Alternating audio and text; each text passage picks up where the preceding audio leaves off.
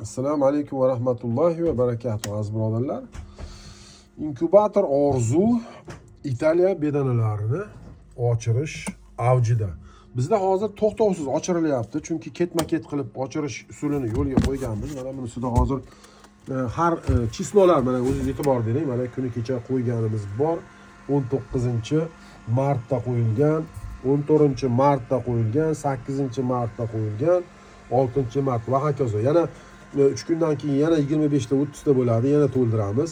To'ldirib ochish paytiga kelganda bedanalarda 15-kuni, tovuq tuxumlarini 18-kuni ketma-ket ochirish uslubida, ya'ni предварительный va выводной deyiladi. Предварительный bu tayyorlab berish ochirishga va bunisi выводной, ya'ni chiqarib berish. Mana mashalloh, mashalloh. Mana Allohning barakoti.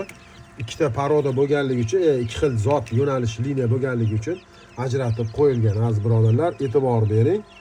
Inkubator Orzu. Mana marhamat. Hozir mana shunday hamma urug'langanlari ochgan, mana bu yerda mana 2 dona qolgan. Urug'langanlardan ham immuniteti past tuxumlar ochmay qolish ehtimollari mana bunda ham bitta bor ekan. Qolgan hamma urug'langani mana ochgan. Ketma-ket shunaqa bo'ladi. Bunda namlik balandroq bo'ladi. Gradus past bo'ladi bu nimada? Roddom deymiz, roddomda. Предварительныйda gradus bir xil bo'ladi. 38, namlik 55 atrofida 50-55 bo'ladi aziz birodar.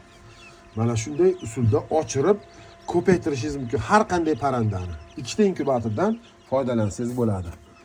Mana har sovutish jarayonlari qanday ketadi degan savolga aziz birodarlar e'tibor bering. Sovutish har 2 kunda suv quyib tursangiz, ayniqsa bedana tuxumlariga o'sha har 2 kunda suv quyish jarayonida o'zi toza havoga bir shamollab tuxumlar ham salgina sovib oladi aziz birodarlar.